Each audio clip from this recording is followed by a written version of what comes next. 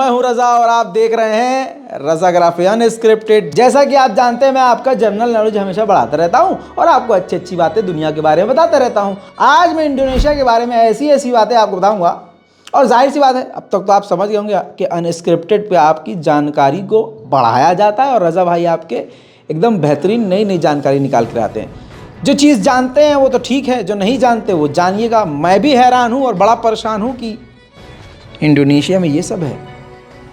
क्या है जानिए दोस्तों। पहली बात, इंडोनेशिया एक मुस्लिम देश है जिसकी आबादी 27.38 करोड़ है और ये आंकड़े सिर्फ 2021 तक के हैं और आने वाले समय में अब तक तो और आबादी बढ़ चुकी है। इसका जो एरिया है 19,04,569 स्क्वायर किलोमीटर है। इंडोनेशिया 18,307 आइलैंड से मिलकर इंडोनेशिया बना है। ऐसा नहीं है कि सिर्फ यही एक देश है जो इतने सारे आइलैंड से बना, ये 5वें ऐसे देशों में आता है जो सबसे ज़्यादा आइलैंड से मिलकर बना है। मुस्लिम देश है और ख़ास यहाँ की जो लैंग्वेज है वो भाषा है, बहासा, BAHASA। जी हाँ, वहाँ की खुद की लैंग्वेज है, लेकिन इसके अलावा 800 ज़ुबानें वहाँ बोली जाती हैं। दुनिया भर की ज़बान वहाँ बोली जाती है। बात करें वहाँ की आबादी की तो इंडोनेशिया में 90% मुसलमान है और पूरी दुनिया के पॉपुलेशन में ये इंडोनेशिया चौथे नंबर पे आता है, यानी आबादी भैया बहुत ही ज़्यादा है। और आपको बता दूं कि पूरी दुनिया में सबसे ज़्यादा मुसलमानों की आबादी इसी इंडोनेशिया में है। दूसरे नंबर पे पाकिस्तान और तीसरे नंबर में हमारा भारत। इंडोनेशिया का ऑफिशियल नाम है the Republic of Indonesia. Indonesia की राजधानी का नाम है जकार्ता, लेकिन सन 2024 के बाद ही इसको बदल दिया जाएगा, राजधानी को बदल दिया जाएगा, क्योंकि जकार्ता में अक्सर बाढ़ आती रहती है क्योंकि ये काफी निचले स्तर पर है।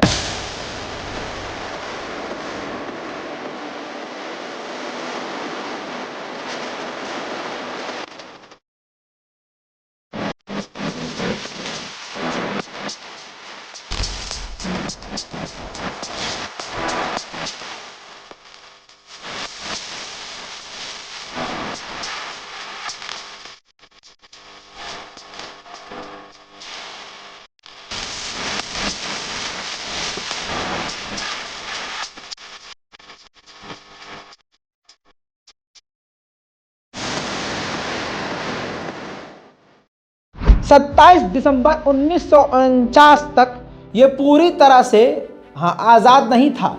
डच एम्पायर का इस पर कब्जा था। 27 दिसंबर 1949 को डच एम्पायर से ये आज़ाद हुआ, तब से लेकर अब तक ये आज़ाद है। दोस्तों, इंडोनेशिया पूरी दुनिया में सबसे ज़्यादा पाम ऑयल बनाता है। जी हाँ, ताड़ के तेल जिसको आप कहते हैं, जिसमें पोषक तत्व बहुत ज़्यादा होता है, विटामिन डी और विटामिन ए और विटामिन ई काफ़ी मात्रा में पाया जाता है और पूरी दुनिया में इसकी बहुत ही ज़्यादा डिमांड है।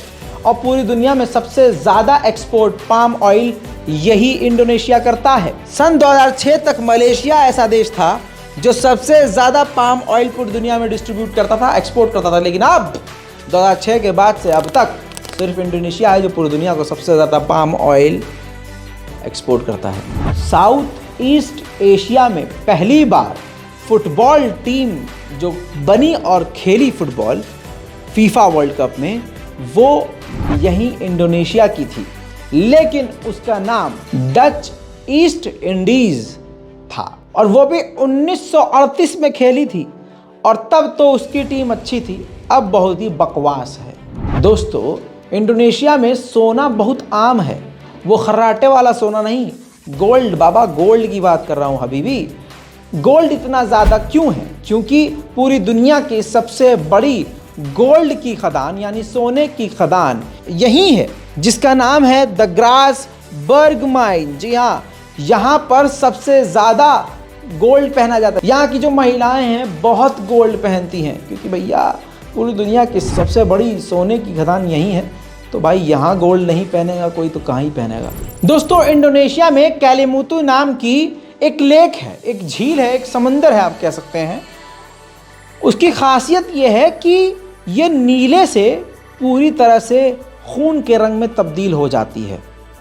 ये क्यों होता है कुछ नहीं पता, लेकिन कहा जाता है कि वहाँ ज्वालामुखी है, उसकी वजह से ऐसा होता है, और केमिकल रिएक्शन की वजह से हरी और नीली लेक से वो कन्वर्ट खून के रंग में हो जाती है।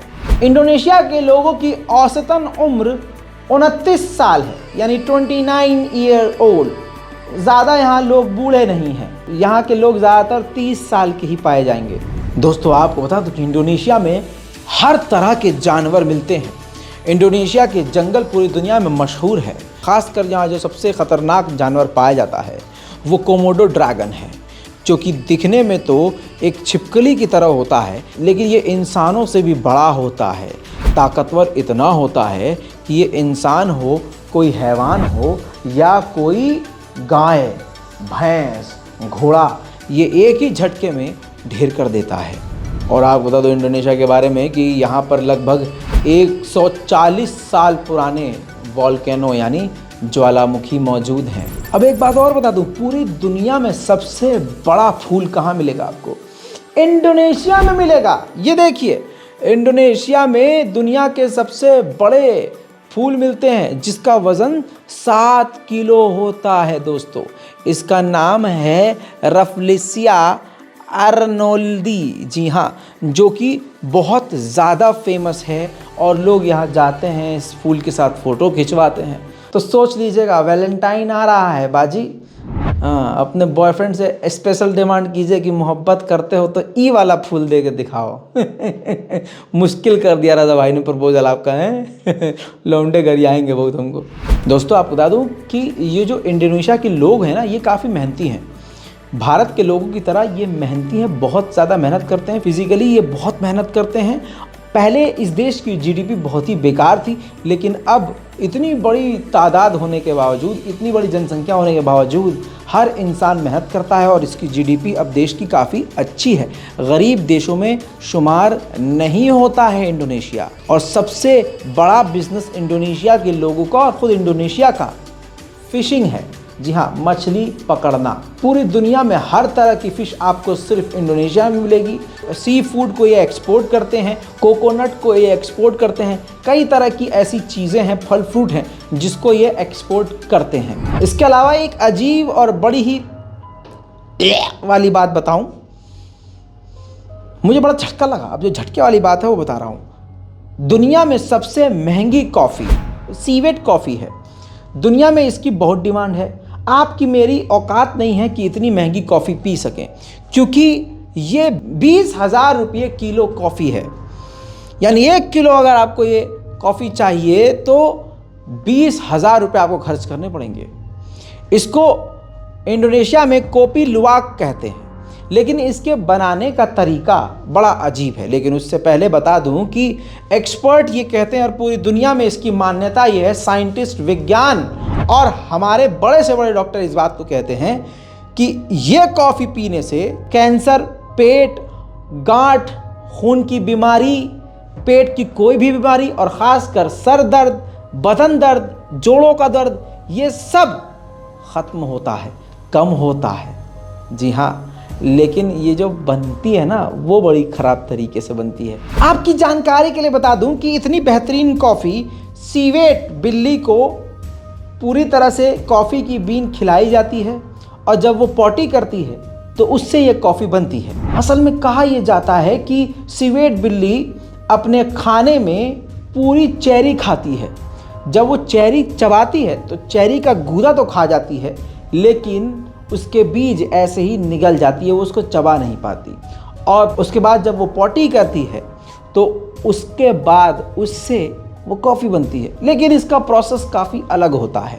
इसके बाद उसकी पॉटी को लेकर धोया जाता है और उसमें जो वो बीज निकलते हैं बीन्स के, उसको अलग कर दिया जाता है, जिसको अच्छे से धोया जाता है, कई तरह से उसकी सफाई की जाती है।